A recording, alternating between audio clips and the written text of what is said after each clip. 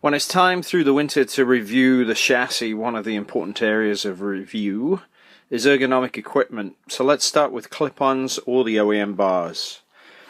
If you're using stock bars, you have either adapted to what they offer to you, or better yet, you've actually made some changes to the OEM equipment to give yourself a greater range of adjustment. This may have required you to remove bolts into or through the upper triple clamp that locked the OEM bars in place. Or alternatively, you cut off the cast spikes that keep the OEM bar in a defined arc of movement where it resides under the upper triple clamp. Now, in regards to levers, do the levers truly fit your hand and finger length, and have you deliberately verified that for yourself?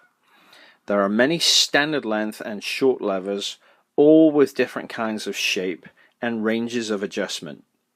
Those adjustments themselves may only offer a very small range of lever movement, which may not give you what you need. Grip choice is just as important as clip-on and lever choice.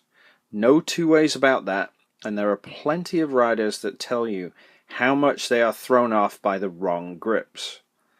The grip change and resulting sensory and tactile negative experience while on the bike creates a tremendous mental revolt. And unfortunately, your conscious mind immediately wakes up and goes, "Huh?"